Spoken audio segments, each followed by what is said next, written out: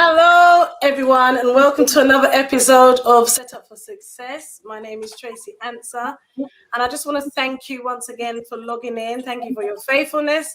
Thank you for supporting this channel. I really do appreciate it. And remember that Set Up for Success is a channel that has been specifically set up for parents who want to help their children to make the best out of life. We want to help make your parenting journey a beautiful one. We don't want any parent to feel that they're on their own, because being a parent, sometimes you feel that I'm not doing it right. I don't know what I'm doing. I need help. And Set Up for Success is here not only just to give you support and information, but hopefully to point you in the right direction and towards people that can offer you that help and advice that you might be looking for. And tonight's episode is a special one because it's all about the teachers talking. And, if you've ever had a question that you've wanted to ask a teacher, well, tonight is the night to do so. We've got a really lovely selection of teachers who are head teachers, homeschool teachers, and teachers who work in mainstream education. Did I say deputy head teacher? I can't remember what I said. But anyway, and a deputy head teacher in our midst. So feel free to post your questions. I'm going to introduce them one by one based in order. So the first person I'd like to introduce you to, and she's going to tell you a little bit about herself, is Stephanie. So welcome, Stephanie. Hello and good evening, everybody. My name is Stephanie Chaldas. I am currently a deputy head teacher in an all-through school in Stratford. So we have students from the age of 4 all the way to 18. My responsibility at school is all things pastoral. So I'm responsible for attendance, safeguarding, behaviour, and leading on and supporting on inclusion as well. I have been a teacher since 2004, and my specialism is French and Spanish. So I'm originally trained as a secondary teacher, but I'm also currently teaching primary aged kids as well. I've taught in a number of schools. So I'm currently in my 5th school. I've taught in Essex and mostly around East London since I started my career. And I'm really excited to be here. Oh, thank you. Lovely to have you. And my next guest teacher is Marlon Worms. Welcome, Marlon. And if you'd like to introduce yourself, please. Thanks, Tracy. Thank you for having me. And my name is Marlon Worms. I am a secondary school teacher. I was trained as a science and physical education teacher. Been teaching for many, many years in a few schools, originally from the Caribbean. And now I'm here. I've been trained since about 1993. So I have been around quite a little while. Thank you. Thank you, Marlon. And then our next teacher is Kay Johnston. So Kay, welcome, and tell us a little bit about yourself. Hi, good evening. My name is Kay Johnston. I am a teacher. September would be 42 years since I've been in education. I started teaching in September 1979, and I was, I think, one of the last batch to be trained to teach from primary right through to FE. And so I've worked at all levels, and I'm quite comfortable in each of them. I've started off as an NQT, as we all do, worked my way up through to senior leadership, where I had a multitude of whole school responsibilities, pretty much some of those like you've had, Stephanie, attendance and behavior. At one stage I was in charge of Key Stage 3 and Key Stage 4, moving on, heading to careers, etc. I had, for a brief while, I opened my own independent school, and it had a focus on nurture, because I felt that a lot of these children who are in mainstream schools, there's a lot of things that go wrong. And having stepped out of it, I can see everything that should have been done and wasn't. And I sometimes am quite horrified that I stayed in it as long as I did. Since I've retired, the parents have coerced me into working with their children. A lot of the children who've been home educated. So I see them, 3 times a week. And I teach a multitude of subjects. Even though I was trained to do English and PE, I do French, Spanish, English, math, science, Black history, whatever. So I'm quite comfortable with that. And yes, as long as there's breath in me, I think this is what I'm going to do, because it's a mission, it's a joy, it doesn't feel like work, and I love it. Brilliant. Thanks for having me on the show. Yeah. Thank you, Kay. That was wonderful. And last but by no means least, lovely Chelsea. Welcome, Chelsea. Thanks, Tracy. Thanks for having me. My name is Chelsea Carter Hamilton. I have been a teacher for over 20 years. I currently teach in Essex. I'm a teacher of English language and literature. I teach at the secondary level. And I'm really, really happy to be on the show. Excellent, excellent, excellent.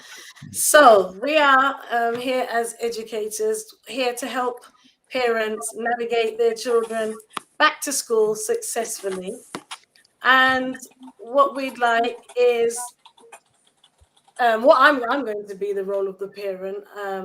But before we do that, if there's somebody typing, there's a background noise of some sort of typing. I don't know. No? Oh, okay then. Yeah, there's some sort of background noise coming through. I just wanted to check what it is. So I'm going to start off with a question about going back, viewing schools, because in a short period of time, there's going to be open days, and all schools are going to be advertising. It's new now, because when I was going to secondary school, I don't remember all these adverts on buses and things to come to school. So everybody's fighting, to get children into their schools. As a parent, what do you think parents should look out for when selecting a school? I'm going to go to Stephanie. What should parents look out for when choosing a secondary school for their child? I think it's really important to start by understanding who your kid is, and what their strengths are, what their passions are, where they might struggle, what environment they might thrive in. Because it's very easy to just look at an Ofsted report, go to an open day and be like, oh, that's the perfect place for my child, and actually it isn't. And you can look at an Ofsted report that says the school is outstanding, and then you actually go to another school that's maybe good and it's a perfect fit for your kid. So really think about what your child's passions are. There'll be schools that are particularly passionate about the arts and music and technology, and those are particular areas that because of funding are being they're really being diminished in lots of schools. So if that is an area that your child is particularly interested in, look out for the schools that really promote, other types of learning. I would also, when you go and visit the school, don't just walk around yourself. Most secondary schools will always have students taking you on tours. It is invaluable to speak to the kids. And I would ask them things about how happy they are there. Do they feel seen? Do they feel valued? Do they have adults that they can trust? Do they feel safe? Because I think there's a lot around the curriculum that is not just, from school to school, but really you want your young person, your child, to go to a school where the students are happy and feel safe. Because if your child is happy and feels safe, they're going to be able to learn. Another thing for me, which I think is really important, because not only am I a teacher, but I'm also a parent, I really look at what the school's been doing, around equity, diversity, and inclusion, and how inclusive the school is, and how they're actively working towards those goals, and not just making it be about posters on the walls, but what's the work that's happening and what does that look like. And I guess the last thing is really think about the ethos of the school. Going through something like their behavior policy, their school culture policy, their anti-bullying policy, which should all be on the school's website, will tell you quite a lot about what is important to that school. Because if the values don't match with yours, then I think you're always going to be at loggerheads with the school and with what they're trying to attain. So yeah, those I think are the really key areas that you should be looking out for. Excellent, thank you. And what if, after selecting that school, you've done everything that you've said, you selected that school, what if they fail to live up to the standards that they portray at the open day? Is that still for me to answer?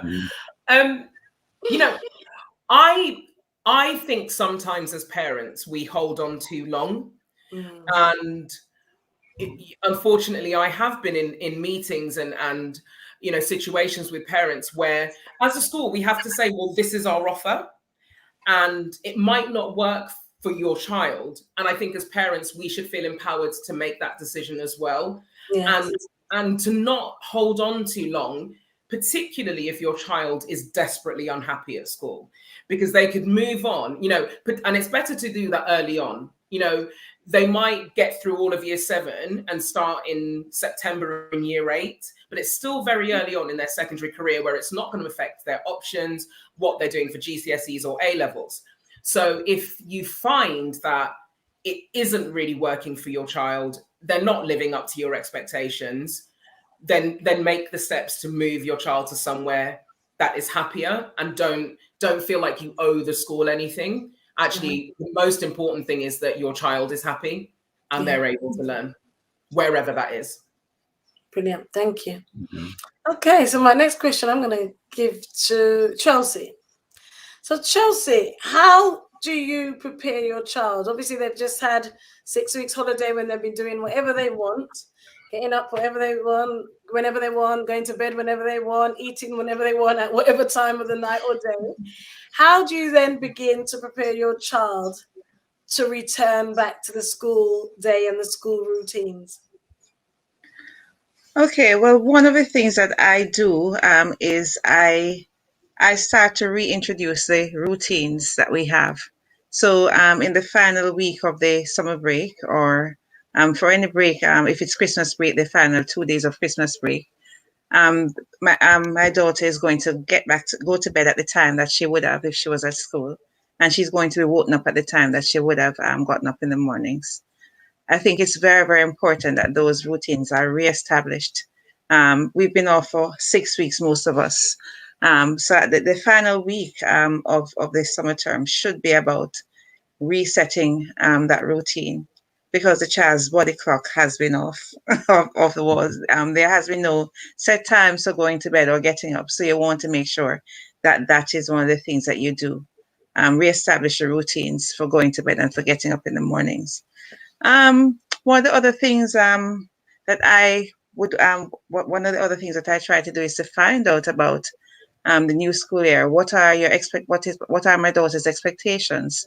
Does she have any concerns? Does she have any fears about the new school year? What are those things that might be worrying for her? And how can we actively work to allay any fears or any concerns that she might have? Some practical things that we do, obviously that any parent would do, is to make sure that your child is ready in terms of getting the uniform sorted, getting their school shoes sorted, getting equipment sorted, because those things are vital to ensuring that he or she is pretty prepared for the year ahead. So those are some of the things that we actively do in our home to make sure that our daughter is ready for the new school year. Brilliant, brilliant. And is are weaves and false nails part of the essential equipment list? Well, my daughter does not wear a weave, simply because she doesn't like them and I don't. So it's a win-win for both of us. And obviously, we're very, very rigid. My husband and I are both educators. So we're very rigid in terms of what school policies are. Now, the school policy does not allow for false nails. So clearly, or nail varnish. So clearly, my daughter would not be turning up for school with nail varnish on or with false nails on. It's just simply out of the question. And I think parents need to, if over the summer break, by all means, allow your child to have fun. You can put false nails on if you want to. They can wear colored varnish. It's totally acceptable for the summer break. But now that we're getting back to school, then I think it's fairly obvious that those things need to be taken off. False nails need to be taken off. Nail varnish needs to be taken off, and your child needs to be spoken to about expectations and rules. I think parents need to reinforce that to their children, that they are actually willing to uphold the ethos of the school in terms of what the school policy is. if this is what the school policy is, then as a home, we're actively going to make sure that you're following those rules and expectations. And I think our children need to know that. And they also need to know that there are consequences if they are going to circumvent those rules and expectations. I think it's just a given, really. Brilliant. Thank you so much. You're welcome. No worries. So my next question, I think I'll pose this one to Marlon. So I have a child returning to school and they're in year 11. So what should be the expectations for a year 11 student? For a year 11 student, they actually should have started, for me, be doing some work in the summer holidays already. I would say also that they should have had an exam timetable, because before they know it, there's going to be mock exams coming up, probably in another 2 months or so. So they should have a study timetable that they need to follow as well. They should basically have all of the websites that are available to them to be able to be doing that extra bit of work, because I tell my children that, listen, make the sacrifice now when you're in secondary school. Work hard now so that later on in life you probably will work less hard for more money. But if you waste time now, then later on you'll probably be working harder for less money. So make that sacrifice now. You don't have to pay bills, you don't have to pay mortgage. So that's what you need to do. That's your responsibility now, to be able to be studying. So you have to also be, as a parent, be ensuring that you're active, they engage in your students' work as well, making sure that they're following that timetable, make sure they're doing work and not just be on games or social media as the young students of today are doing. So it's about getting that discipline, and it's something that you have to ingrain in them from earlier on. So it's not too late for them to be settling down now, but actually they should start to basically be spending more time revising, speaking with their teachers, and getting all the assistance that they can get at this time. Brilliant. Thank you, Marlon. Okay, so we've got, in terms of mental and emotional well-being in preparing our children to go back to school, what tips would you provide for parents in that area? Right. I mean, we've gone through I've listened to something that Stephanie said, and also Chelsea, about we have the obvious thing. You have your kit ready, etc. I would like to elaborate more on attitude, because that is the one thing that is going to get you through life. And a child who comes in with a poor attitude isn't going to learn anything, because until that child is prepared to change. Now, without guidance, that child is not going to change, because when they get into school, they have all the peer pressure and everything else. And it's really about clothing your children in the right attitude before they leave home, because that's very, very important. Get during the summer holidays, or very often I hear parents saying, particularly of boys, he doesn't like reading. He used to like reading when he was little, but he doesn't like reading now that he's got older. And it seems that, they like to pass that off as a male thing. And I often say to parents, okay, how often do you read? And you get things like, oh, well, I don't have the time. I say, well, you're the role model. If you have reached a stage where you are too busy to read, then your child will find out things that will make them too busy to read. Yeah. Get your children to read the biographies and autobiographies of successful people and see how they get there. Because that is how you start preparing the mindset for what, the person that they're going to come. Yes. Particularly those year 10, year 11, year 12. Those are the ones that you really have to get it right. And you can't assume that, they're the older ones, they've been through the system now 5 years, they know. Those are the ones at a crucial stage where you have to prepare them absolutely. So part of getting the right attitude upon, reading up on others, if they have a chance to meet people who are at the top of their game, and you very often hear people say, oh, very humble or very nice attitude. It's because those people don't have anything to prove. And, having a good attitude, you gravitate towards the top. But if you come in with a poor attitude, and you always say those people who are at the top, who are rude and arrogant and surly, are very lonely people. You don't want to go there. So again, it's about, preparing them with the right mindset. And I'm going to, use two sort of abbreviations here. Attitude of success, because if, you've got to start, particularly for the older ones, they can more understand it rather than those in primary age or even year 7 and 8 or key stage 3. It's having a goal. And I do believe in the beauty and the importance of writing their goals down. And you having that goal, and then imagining that they have got that success. They have to have a mindset of success, and then they've got to start walk, talk, act, think, everything as if they've got that success, and that is how they will start getting themselves there. If they still believe that, and it's different from attitude for success, because that feels as if it's something that is going to be achieved. You have to have that attitude of success. And particularly in today's climate, where we've got lots of, horrible things that are happening to children out in the streets, it's time to start, training children on random acts of kindness. And I mean, that is something that I'd like to see parents, and I with those that I work with. And it starts off even with the little ones on a day. Okay, let's have a goal for today where you will have, I want you to think of a random act of kindness, even if it's just walking past and you see the homeless person on the street and everybody's pretending to be up there. Just say good morning. That's a random act of saying. And then they talk about it when they come home, and then okay, what random act of kindness did you do today? And then that extends to a week. Let's say a week of random acts of kindness, a month.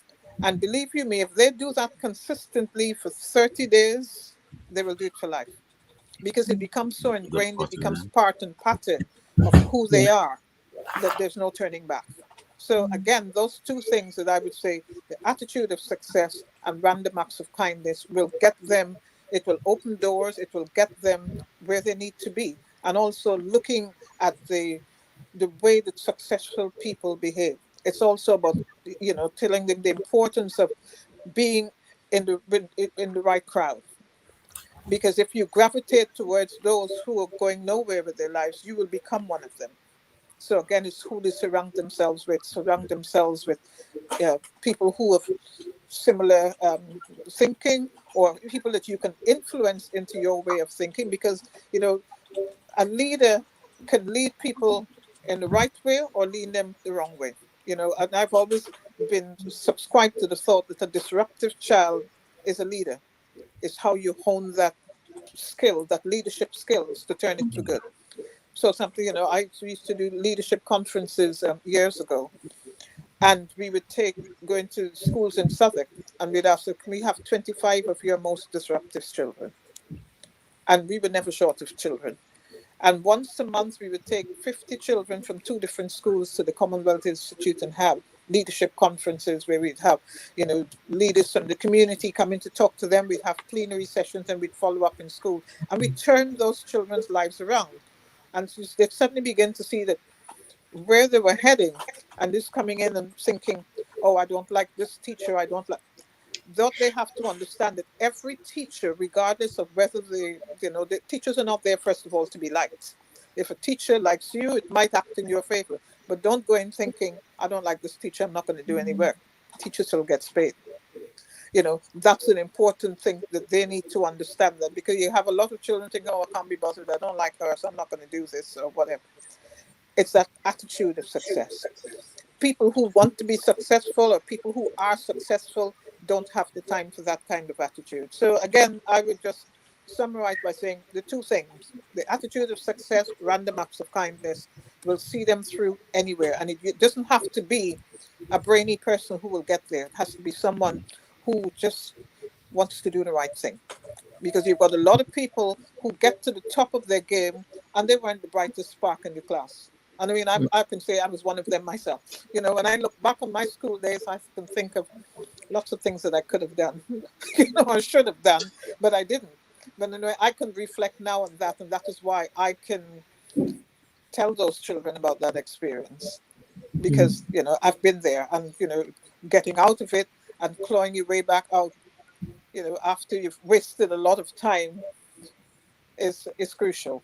So yes, that's it for me. Brilliant. Thank you so much, Kay. So what if a child had a really horrible year last year? For some strange reason, they just couldn't get things right, constantly in detention, not going on report. Things just were going downhill steadily. How could that child turn this year around? I think I'll go back to Stephanie on this one. How could a child turn it around? Oh, that's a good one. And yeah, you asked that, those are the kids I work closest with, and very often the kids who have so much to give. I think what's really important is that home-school relationship. And I completely agree with Kay when she said, you know, don't walk into the classroom expecting the teacher to like you. That's actually not what they're there for. You know, we can be friendly as teachers, but we're not your friends. We can't make the decisions that we need to make on your behalf and for your best if we're your friends as adults. But I think what's really important is the relationship between home and school, and how parents can advocate for their child who may have had a really shoddy year the year before. And it can be really hard when you've been that student who, you know, who's constantly in detention, has done the wrong thing, who, you know, unfortunately has built a reputation around themselves. But one of the things I think is really important for parents and their children to remember is the beauty of being a young person is you're given so many chances in a way that you're not as an adult, and to take it. I would say to a parent who has that child to set up a meeting with that child's coach or tutor or an adult that their child trusts. So it may not even be their form tutor. It could be, you know, their Spanish teacher or their history teacher, but someone that child has a really positive relationship with and has been successful with. And, you know, have a meeting with them and say, look, my child is really concerned about coming back to school because of the year they had last year. Express what you've done as a parent to support them and to get them ready for the new academic year, because that's also really important. I know that as an educator, we always want to see where the parents are going to take responsibility. And, you know, we want to share in what they're doing at home so that we can support it at school as well. So, you know, let that member of staff know what you're doing to support your child to be successful at school, and really have that open dialogue. And then that adult at school can advocate for that young person and be the voice for that young person to say, this is what they're aiming towards. These are their goals for the year. They are completely cognizant of the fact that they might have had a shocking year last year and they want to work really hard to have a successful one, and make it so that they're really clear strategies and really clear goals. So if you're saying in that meeting, okay, I've met with you, I want to meet with you again in 2 weeks or 3 weeks or at the end of the half term, this is what we expect to see and this is what we agree, because then it gives that child really clear direction as to what it is that they need to do to be successful. And I think it's also important to let that child know that even in that process of them trying to improve, they are going to make mistakes and they're going to get things wrong. But it doesn't mean that they just throw in the towel and say, oh, well, I've done it once, I'm in detention again, all my hard work is lost. It's really important for them to know that they can trip up and they're still adults that are advocating for them and fighting them for them to be successful. And really take the opportunity to look out for the positives. I think sometimes, you know, as educators and as parents, it's very easy for us to see the negative first. But actually, first attention to positive conduct is so empowering for young people. So being able to, you know, after that first day back at school, talk to your child and say, you know, tell me 3 good things that happened today. Because what will stick out in their mind is the things that have gone wrong. But actually, if you draw them to what's gone well, okay, why did that go well? How can you use that in the situations that went wrong? and really seek out those opportunities to share the positive and feed those positives back to school. And also, you know, hold the school to account, ask the school for those positives. Don't wait for them to call you when something's gone wrong. Make yourself available so that you're asking those questions, you are pushing back, you're challenging, you're really keeping that dialogue open. But, you know, be honest with your child. Let them know that it will be hard, because it is hard to change, you know, reputation about you when you've had a particularly challenging year, but it isn't impossible. And, you know, really do agree with your child. Well, if things are going really well, what do they want out of that? How do they think they're going to feel? What would they expect to see? And really keep that dialogue open, because particularly I think they get to, you know, by the secondary school age, you know, you ask them what's happened to school and you great, yeah, it was fine, had a lesson, nothing happened. So you've got to be patient as a parent to kind of draw it out and really unpick, and don't just accept that first grunt in response. Really set aside the time and just, you know, really encourage your young person and your child to have a growth mindset and an open mindset that they may not see the benefits of their hard work this academic year, but they will see it. And that it's not a sprint, it's a marathon. It's about everything that they're doing now is about them setting themselves up for the future. Brilliant. Thank you, Stephanie. So we've got a question. It says, it strikes me that great teachers are also a factor for child success in school. Please comment. And I'm going to also mix that with a question I was going to say, and I'm going to give this to Marlon, actually. If your child comes home and says, well, they don't feel that this particular teacher is teaching that well, they don't feel that that teacher can control the class, the teacher can't really teach and not really being an effective teacher, basically. How should a parent deal with that? As a parent, it's been some time since my child was in school, but as a parent, how would you deal with that? Well, you can also think about it as a form tutor, because my tutees are forever coming to me and saying, that teacher can't teach. She can't control the class. So please, Marlon, take it, even if you want to take it from a tutor angle, how would you deal with that? Yeah, definitely. You'd have to listen what your child says, but you also try to find out also what is it that is happening. You as a parent as well have to know how your child is, and if your child is that person who would actually be the one in class who disrupts a lesson.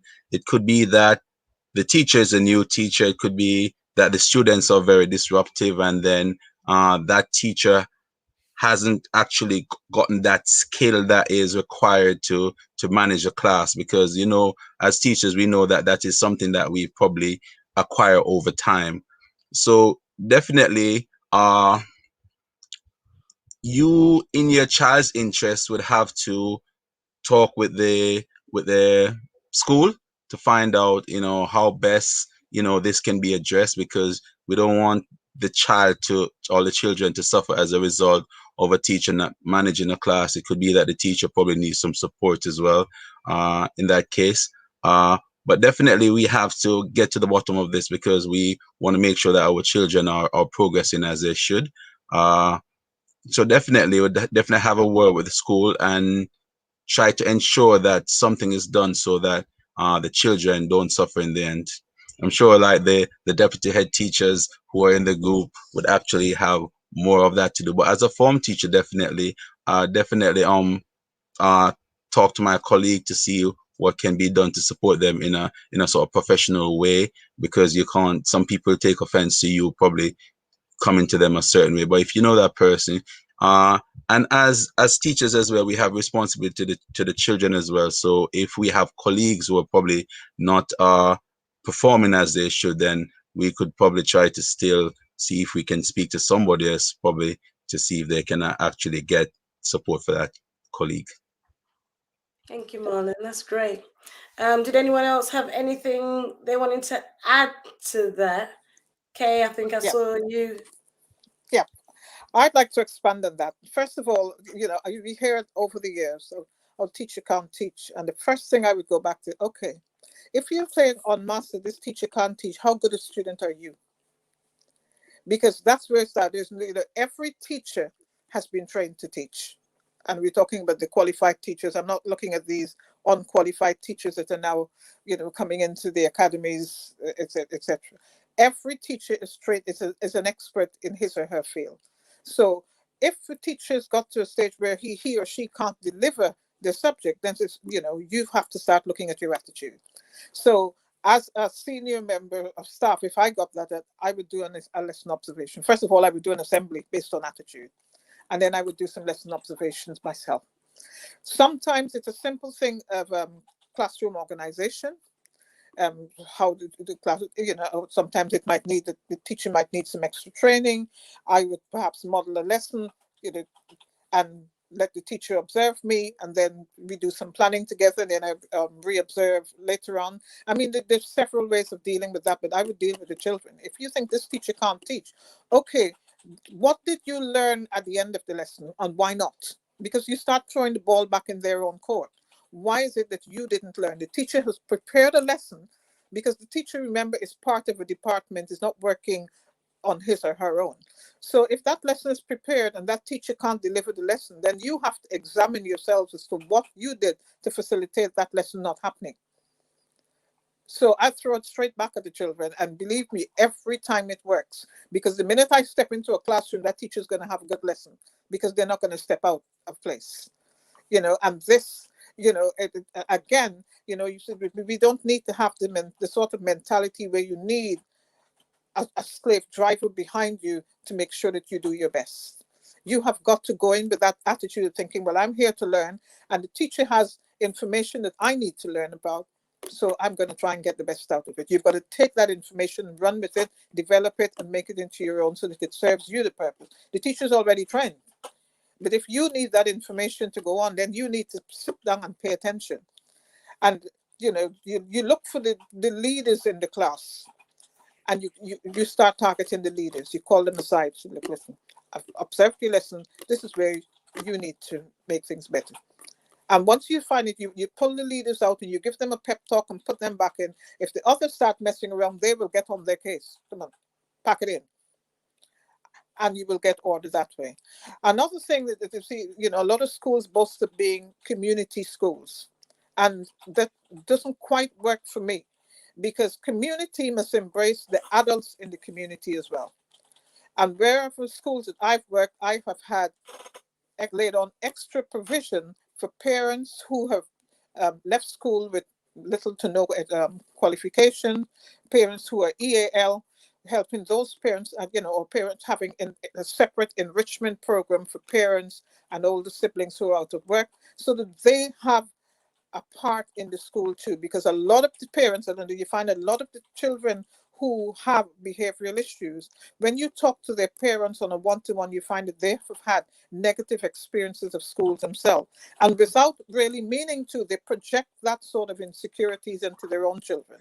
Yes. Because they're telling them, this is what happened when I was at school. The teachers didn't like me, and the kids come into school with that in their heads.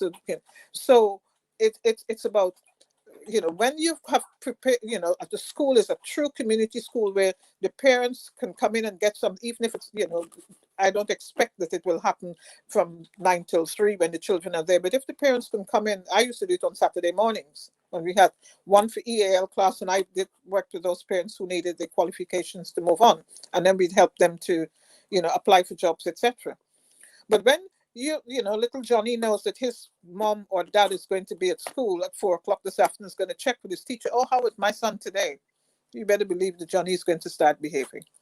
I mean, why we don't need to use parents to drive up behavior, it works. Mm-hmm. Because, not only that, because the parents will say, look, listen, I'm in my 40s and I have to go to school now. You don't want to be in my position. Yes. 30 years down the line. So you've got to get it right now. And that is how a community school should function. It's just not as if they're the children from the community. It must embrace the whole community so that they feel that is their school too. And they will support everything in that school because they know what they're getting out of it. And that's what's really important. You know, it's not just that you send your children there, you haven't got a clue what's going on. And, and the parents are coming in and they know what the school is like because they're benefiting from it as well. You know, you've got a winner there. There's just no, it's completely fail-proof. You know, I've tried it, I've tested it, and so I know it works. You know, and that has to be the way forward. The community school is not just kids from the community. You have to have something for the parents because if not, as soon as the phone rings, they always say, oh, what's he done now? What's she done now? They expect to hear the worst. And sometimes they're quite surprised. Oh, no, because he did really well. Well, they're expected to do really well. You know, what has he done over and above? Because when I send my child to school, I expect my child to do well. Brilliant. You know, so that, you know, again, it's involving the parents, not just at parents' evenings where they come in and they move from one teacher to the other and they're hearing one negative thing after another, or you just have a few snippets. They must be very involved in what the school is all about. The parents are part of the ethos. And you've got a lot of schools who don't like parents on the premises. I've worked at a school where parents were not allowed onto the school premises. And that's crazy. That's absolutely crazy. You know, that you just entrusted your children into the care of somebody that you can't have a relationship with because there's a big iron fence that separates you from them. And that's not a community school. So again, it's getting to the children and getting the best out of the children through working with their parents. Yeah. And that works every single time. And I can say that from experience.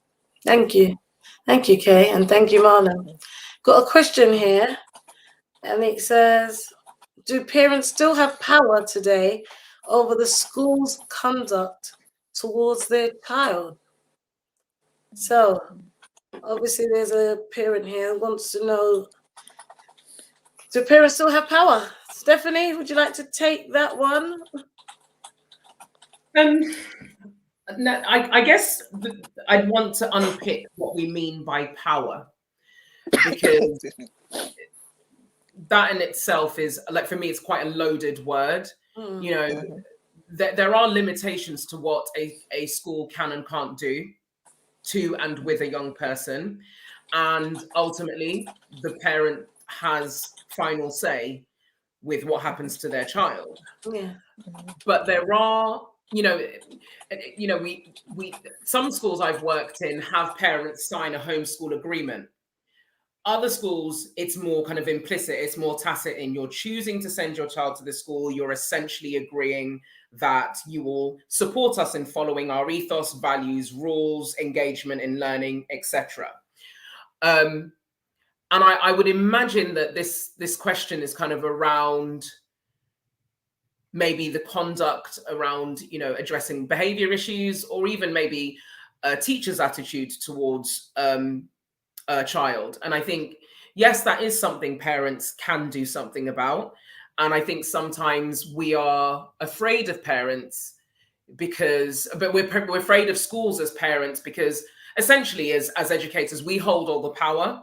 And it's something that certainly with the pastoral team at my school and in previous schools that I've worked in, where we're trying to kind of break down those walls and really bring parents in.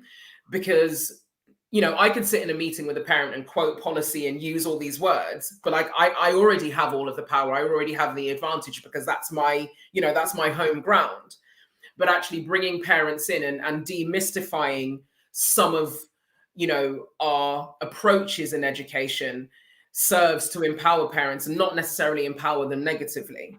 In the parent, it's a parent's responsibility to advocate for their child and to stand up for their child. And there will be times where you may disagree with the decision that a school has made, and you have every right to disagree with it, but the decision may stand. Because when you send your child to the school, between 8:30 and 3:30 for, which is a, normal school day for most young people, the adults in that school have to act. We are in loco parentis. We have to act in, instead of that parent. But there are ways to disagree. There are ways to challenge, looking at policy, writing emails, meeting face to face when you are displeased with the school, I think is really important. And I think that any school that's going to call themselves a school that values the individual, that believes in community, has got to be open to that, even when we're hearing a message that we don't necessarily want to hear. I've been in many a meeting where I've been, decidedly told off by a parent, and it's not fun, but we have to hear it as schools. The job that we do as educators is too important for us to do it unchecked, be it, Ofsted is just the big elephant in the room, and I don't always agree with the reasoning and the decisions that are made in the name of Ofsted, but we have to have the checks and balances, because what we do has impact, not just tomorrow, but for future generations, and it's the same thing as parents. Like, if I'm choosing to send my child to a particular school, I have to be able to say to you, no, explain it to me, help me understand. Because more often than not, when I think a parent is challenging, is that's what they're asking. They're asking to understand, how have you come to that decision? Demystify it for me. So to sum it up, yes, as a parent, please ask those questions. Please challenge. And challenge doesn't mean you're not going to accept, but challenge so you understand. Because also what comes with that challenge is you are then empowering yourself and your child to do better in the future. Yeah. And I think and as well, when it comes to our kids, they're our lifeblood. Someone says something negative about my son, I bristle, and they could be right. He could have done something wrong. And we as parents have to hear it, feel how we feel about the negative comment, and then go back with, okay, but what do we need to do? And okay, what sits underneath that? But also as educators, we have to be able to say, okay, that parent might have lost it at me, might have been angry at me, might have said this, and this, but feel how you feel, because absolutely we're not there to be shouted at, screamed at, etc. But actually, what sits behind that for that parent? Because more often than not, what that is fear and concern for their child. They're not actually, most parents who get upset with school or with educators or their teachers aren't actually angry at the teacher. They're fearful for their child, and they're worried for their child.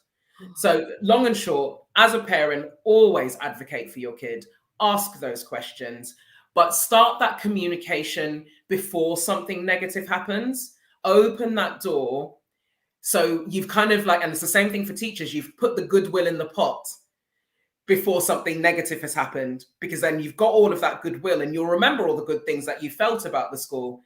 So when something does go wrong, you're like, oh, okay, something's gone wrong. We're going to talk about it, but you haven't completely lost faith. But then if you do completely lose faith in school, I go back to my original point. If it's really not the right place for your child, make the right decision and move them on. There are tons of schools in it across the, the country. And, don't be afraid to make the decision to move your child somewhere that is better suited to them. Brilliant. Thank you so much. Chelsea. So there's going to be a lot of new Year 7 starting this in a few weeks' time.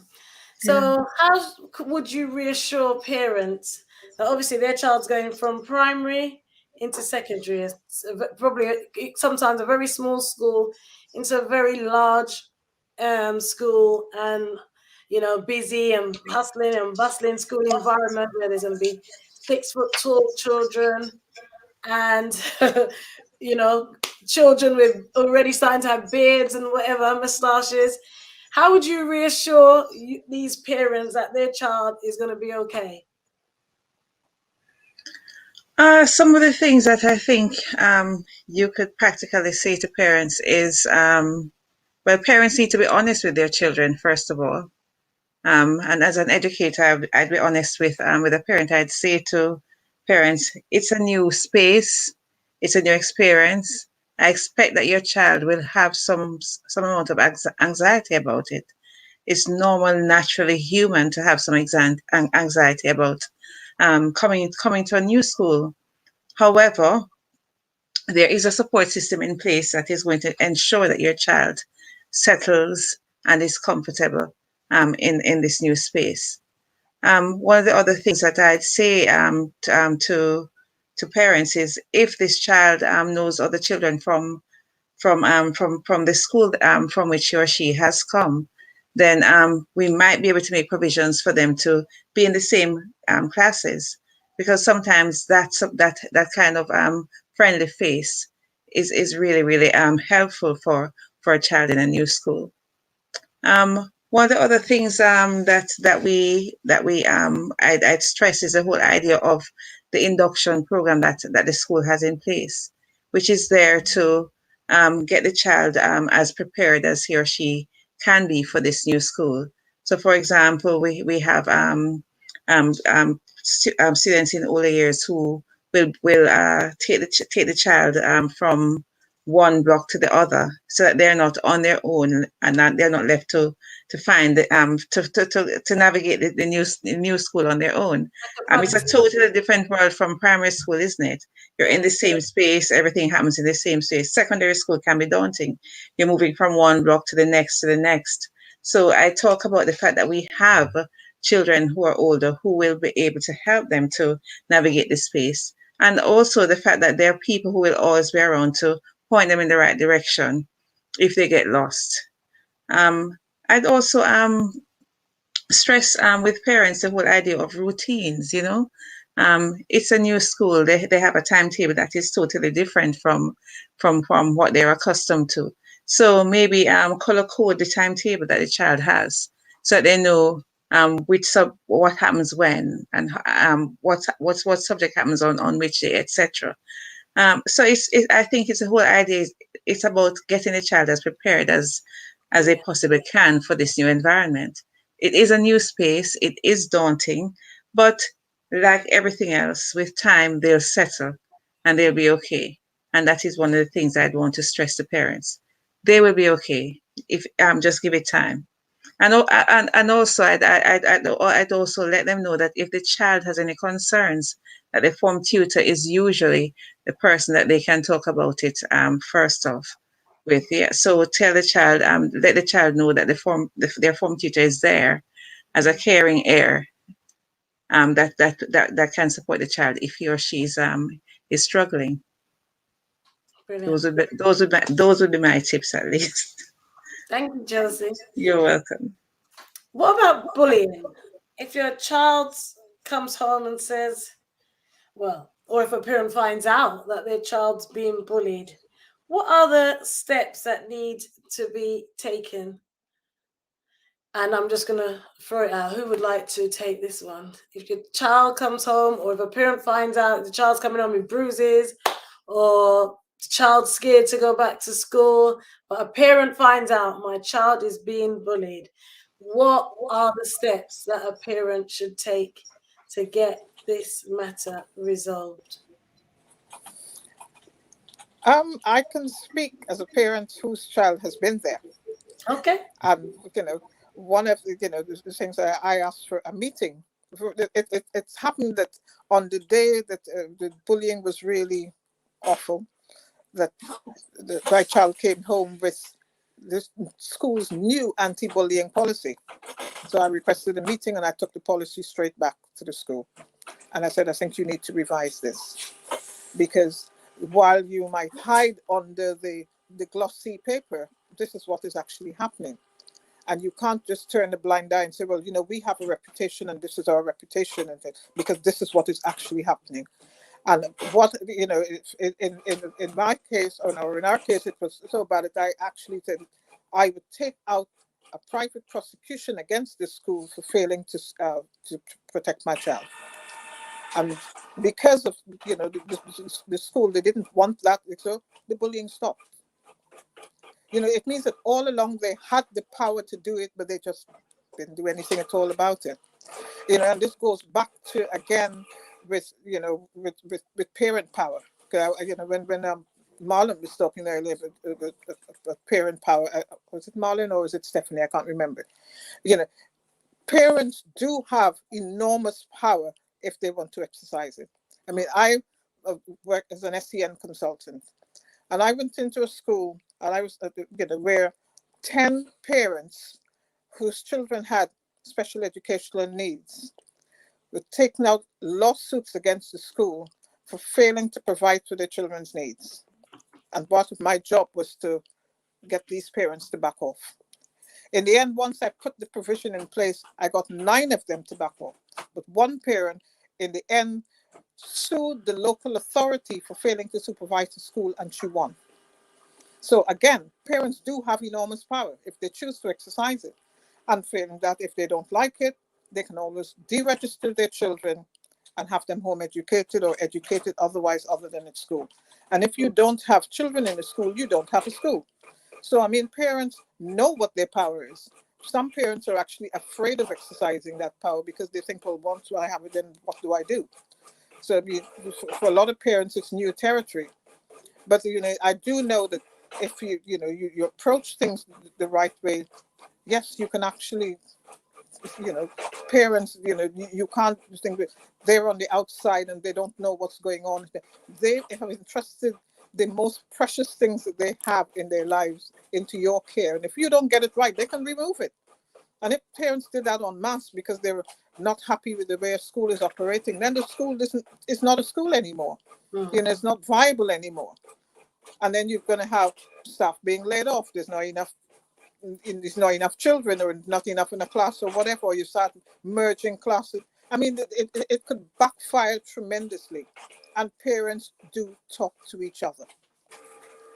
Parent power is powerful. They talk to each other, whether they say the right things or the wrong things.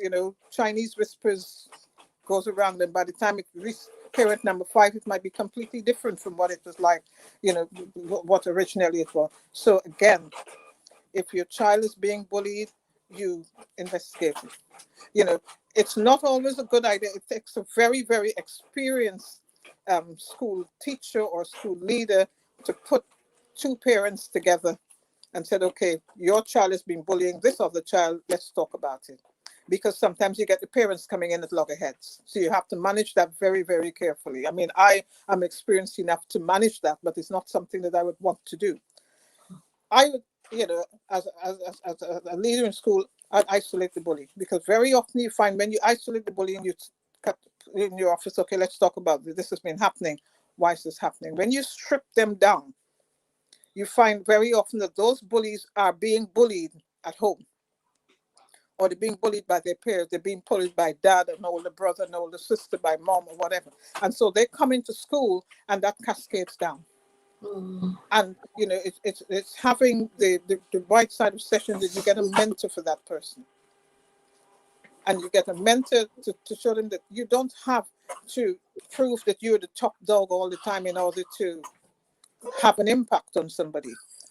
And once you've got that, you can use that same bully to turn around the others, because when they start seeing a change in that person, then they know that, yes, if that person can change, so can I.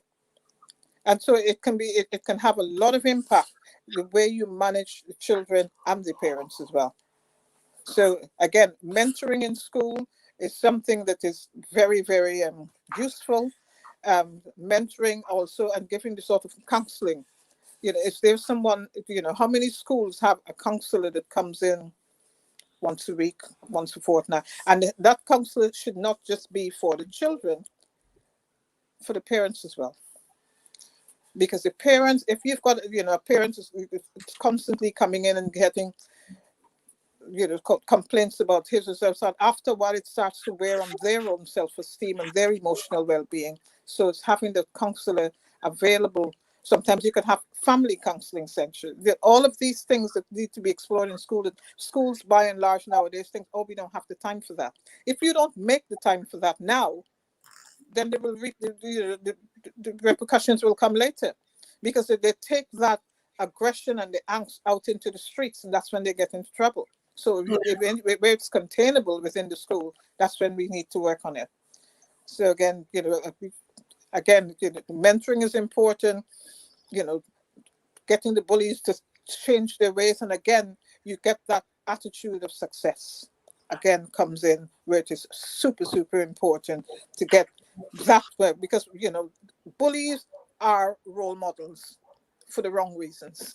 Yeah. They are. So if you can get them to turn it around, then other children are looking on and say, oh, he's different. And if they see that if he can do it, well, then so can I. And children are actually the best teachers of each other. Yeah. They can do it even because they speak the same language.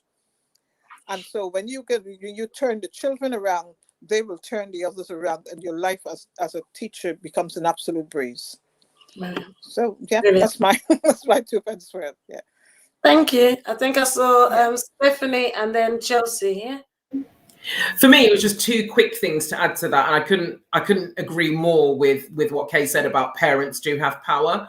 2 things I wanted to say is, if you are raising any complaint about incidents at school, make sure everything is written down. So if you don't see minutes happening in the meeting, keep your own, type them and email them to whoever you met and said, these are the minutes of our meeting. Or if you see them writing it, ask them for those minutes so that you have a paper trail, date when you saw them, who you spoke to, who was there. Keep all of that. That's really, really important, because then you've got a really clear trail. If there's not proper follow-up, you know where to go next. I would also advise, kind of linked to that, don't go for I'm going to Ofsted first, because all Ofsted will do is pass it straight back to the school. Right. Start with, your child's trusted adult. So if your child's trusted adult was their form tutor, start with meeting with them and say, my kid's being bullied. These are the things that have been happening. These are the dates that have been happening. And then set the time for when that person needs to come back to you with response. Because what they will do is escalate it to the person who deals with behavior and deals with bullying. And then if you're unhappy, then you've got a place to go. You can go to the head teacher, you can go to the governors, and then you get to Ofsted. And the second thing is really to the parent whose child is the bully. Now, that is a really, really difficult place to be in. But what I would say is, again, I go back to the joys of being a young person is you get lots of chances, and you do get chances. Young people make some shocking decisions through peer pressure, through things they're experiencing that you may not know that they're experiencing. Then they act out and they do things that are wrong. Now, because your child has been accused of bullying doesn't mean they're forever going to be a bully. But try and hear that difficult message and do what you can to support your child. One thing that the school absolutely has is a responsibility to the child that is bullied as well as the bully. And as Kay said, they should be working as much with the bully as they are with your child who has been bullied. So if you are the parent of the bully, please do keep that communication with the school and hear what they have to say, and ask for support for your child so they can stop exhibiting that behavior, because they are owed that as well. Brilliant. Thank you. Thank you, Stephanie. And Stephanie and Chelsea, sorry, did you want to add something? Yes, I totally agree with Kay and Stephanie, but I'd also say that the parents, if your child is bullied, then you're going to have to do some work with your child. One of the things that you want to make your child understand is that it is not his or her fault that this has happened to them. Very often children who are bullied actually feel that they did something wrong or they caused this bullying. And I've seen cases where children are bullied and they become school refusers, it can become that difficult. So reassure your child that it's not his or her fault that this has happened. And by whatever means necessary, get some support for your child to help him or her work through the pain of this, because it can have, I've seen where it has a knock-on effect on the child's education.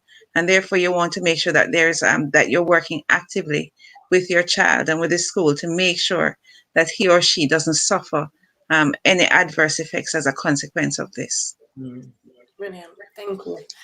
Thank you. Before we finish, because wow, time has flown, I just want to give all of you an opportunity. If there's something that you came on, I know you've been all meditating and thinking about things you'd like to share with parents.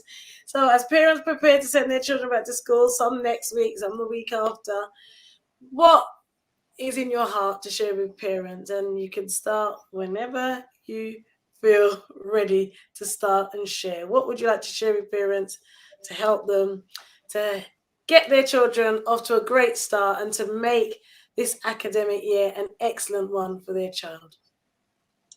Feel free.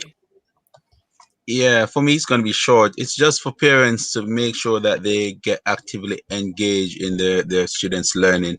They have to try to make the time. We know that parents are busy and they have to worry about the bills and everything, but still have to make time up for your children, because that's the children appreciate when you spend that time with them and you're interested in what they're doing. So in that case, they won't be able to sort of skive, you know. They know that you as a parent is going to be looking at what they're doing and checking up on them. So find the time to spend some time with your children. Brilliant. Thank you so much, Marlon. Next. Chelsea? Yeah, one of the things that I'd like to say as a Christian parent, I think it can't be overemphasized that it's important that you remind your children of what the Word of God says about them, and that you remind them every day that or the verses of Scripture that can support them. You can do all things through Christ who strengthens you. Life might be challenging, but you have what it takes because you have the strength of God in you to be successful. So I would say to parents, teach your children what the Word of the Lord says about them. Pray with them, however often you can, and engage with them. Okay, as Marlon says, spend time with them. Let them know that you are always there as their safe space that they can come to talk to about whatever it is that challenges them. That's invaluable, I think, if we're going to have children who are strong and who are resilient. They must know that we are their advocates, regardless of what happens. So those are some of the things that I would say. I would encourage any parent to do. Brilliant. Thank you, Chelsea. Go ahead, Stephanie. Both Marlon and Chelsea have really spoken like about the depth, and I couldn't agree with that more. So I'm going to go with something that's a little bit more kind of on a practical level. My thing to parents is set your kid up for success at the beginning of the year. So what I mean by that is get them every single bit of uniform that they need, every single bit of equipment. So go to the school website, check pens, pencils. You know, if you have to get 10 pens, 10 pencils, rulers, socks the right color. Because what you don't want is to have the first thing that is said to your child every morning is something negative about, oh, you don't have that equipment. Those are just conversations that they don't need. Yes. They want to have conversations about, like, what am I learning today? Yes. What can I get excited about? And you as a parent have the power to do that. Know when your child has to be at school and try and get them there 15 minutes before that they need to be. And do you know what? Yeah, they should be able to get themselves up, but they can't because they're children. You know, I'm an adult. I stay at my mum and she still comes in the room and wakes me up. And I'm like, really? I'm a grown up. So they need you to do it. They still need you. Don't be lost in the fact that they're probably taller than you now and they're like in year 11. They absolutely still need you to wake them up, remind them to pack their bag, remind them, ask them to what lessons do you have tomorrow? Do you have the right stuff in your bag? But do everything that you can on a very practical level to set them up. So that attention to detail stuff is already sorted. So they can walk through the door, head held high, confident, ready to learn and have nothing but positive conversations through the day. Brilliant, brilliant, brilliant. And Kay? Yeah, I mean, I just wanted to expand on what Stephanie said, because I'd actually, while you're talking, I've written down a couple of things. The obvious, of course, is uniform and having that kit. The kit was stationary. And it doesn't matter. I mean, right now, we've got the beauty of the punk shops there. You can get things, dirt cheap. So, but it doesn't matter if this child comes in with a pencil stub. Coming into a lesson, you have some children coming to school, they're swinging their arms, they expect everything to be given to them. And that tells me if you've come in with something that you've come prepared for work. And that is so important, that you come in, you've got the right equipment and you're ready for work. There's nothing more that time wasting than you come in ready to prepare a lesson and you find that this one hasn't got a pen, this one hasn't got a ruler, this one. So you're wasting valuable time that you start with introducing the lesson and giving out equipment to those, and then they get a dependence of you get into a depending on you. That dependency culture begins to set in if you get into the habit of, oh, I don't have something. Yeah, Mr. Sarah's got a cupboard full of pencils or pens, I'll get one. It doesn't matter how much you have. It's about that attitude, because if it is not nipped in the bud, they will take that into the workplace and they will expect everything to be handed to them on a plate. And when it doesn't happen and they're told, pick up your P45 on the way out, then they're in shock. So again, for parents, make sure you get a copy of their timetable, which they will get from day one. Okay, I need a copy of your timetable so that I can keep on top of it. Where's your homework timetable? And if there isn't one, you get in touch with the school. What's the homework timetable so that you can supervise? For a lot of parents, and I say this to parents, the day your child knows more than you do, you've lost that child, because children are very clever and manipulating their parents. It's, oh yeah, I've done it really well. And if you're not on top of it, you haven't got a clue. So try and keep your level of education abreast with your children so that you can not only supervise it, you can keep on top of it, and you know when it's a job that's being well done. So again, that's very important. So the minute you have children who are of school age, you have got to keep abreast with them. Because the minute your son or daughter comes in talking about something that goes right over the top of your head, and they realize that, they will use it to their advantage. Not in a cruel way, but they will use it to their advantage. And parents haven't got a clue, which is why sometimes when parents come in for parents' evening and the teacher's talking about things, and you just have this glazed over look on their faces, they haven't got a clue what you're talking about. And the child's looking on and thinking, oh yeah. I said, oh yes, I've done my work. And you can show them. Parent doesn't have a clue whether it's well done or anything else, because they haven't taken that extra time. I mean, once you have children, it's a 24-hour job. It's not something, to keep until they leave home. And even then, you've got a different set of problems. So we won't go into that now. But again, you have got a 24-hour job of ensuring that these young people are prepared for independence later on. And it starts from now. It doesn't start. It's not responsibility. It's not a coat you put on at 18 and say, oh, I'm going to be responsible tomorrow. It starts from now. Getting them into the right mindset, the right frame, so that they get into school, they've got everything that they need, and do the best that they can. And again, as I come back, my buzzwords, have that attitude of success. You go in there and you decide, okay, I may not be the best at maths, but I have the right, I want to learn. And if there's something that the teacher's saying that I don't quite understand, have the courage to, if you don't feel comfortable saying it in front of the class, go back at the end of school and say, I didn't quite get that. Could you go for that for me? Instead of just, if you make no comments and you go off, the teacher assumes that everything has been understood. And then you go off to do homework and find that you can't, find your way through anything because you either didn't understand or you weren't paying attention. So again, it's getting the children and talking to your children every single day, whether it's around the dining table or just sitting down chatting. How was your day? And it's not fine. Okay, well, what made it fine? If it's not so good, what made it not so good? Let me see your books, and get them into the, so that you're scrutinizing their books, because you're learning about what they're learning too.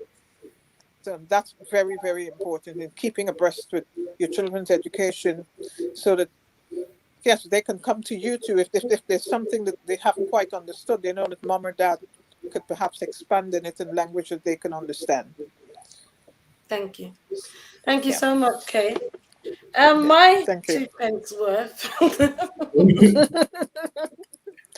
My 2 pence worth would be to make sure you, as parents, you give the school your correct contact information. Yep. Your correct email address. There's so many times that nowadays, due to COVID, schools are not sending out letters in printed format, so they're emailing parents, and parents haven't got a clue because they've given their school email address that they used to use back in the day, and they don't know what's going on. And then you see children turning up at inset days when they're not supposed to, or if the school's got a late start, the child's turned up at the early, because parents are just not keeping in touch and not giving the correct information to school. Or, I mean, worst case scenario, there's an accident, can't contact you because you've given up the mobile number and you've changed your mobile 3 times since you gave the school. So I'd say give all your correct contact information. I'd also say know where to get information from. So the website, Twitter, Instagram, Facebook. Schools are up to date with social media now. So make sure you've logged into and you've joined all of these groups that the school has so that you know what's going on and that you're keeping in touch with the school. Another thing I'd say is my dad always used to say, if you're too hungry, you can't learn. And if you're too tired, you can't learn. Send your children to bed on time. Sometimes these children are up in their bedrooms till 2 o'clock playing Fortnite or on social media talking to each other. You know, if you have to take the gadgets away at a certain time, take it. Let the children go to bed. Let them sleep. So the next day they come to school, they're not sleeping in my lesson.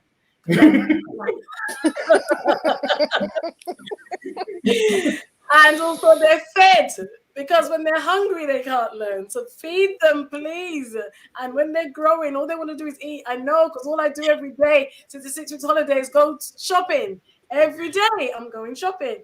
So, hey, parents, please feed them. Feed them, feed them, feed them so that they can focus and they can learn. And number 2, get involved. Get involved in whatever capacity you can, whether it be parent, PTA, governors, or just as Kay, Marlon, Chelsea, and Stephanie have said, helping them, getting involved in their work, not being shy, contacting school when you need to. Don't hold back, parents. Don't feel if I call up, then they might. No, call up, make your voice heard. If you're not happy with something, if you're concerned about something, get involved. You know, I loved that that news headline we saw this week with that 13-year-old who passed his GCSEs and the mum helped him. And she said, parents, you mustn't just send your children to school and feel that it's the school's responsibility. It's your responsibility. I thought that was the best thing you could ever say. They're your children. 100%. You must make sure that you're 100% involved in the education as much as the school is. And then finally, my final 2 pence is make sure your voice is the loudest voice in your children's ears. Your children will go to school and they will hear so many things that might be contrary to what you believe and you're teaching them in your house. The way to help your children stay on track is to make sure when they go to school and they're hearing all these contrary voices, that the voice they hear, obey, and listen to is yours. You are constantly talking to them. Remember, blah, blah, blah, blah. Remember, I said, blah, blah, blah, blah. Remember, this is what we believe. This is what we stand for. This is how we live. This is how we walk. This is how we talk. You have those conversations with them, and regardless of what is going on outside, they are hearing your voice. When they're tempted to do whatever it is, they are hearing your voice. Mommy said, Daddy said, Nana said, Grandpa said.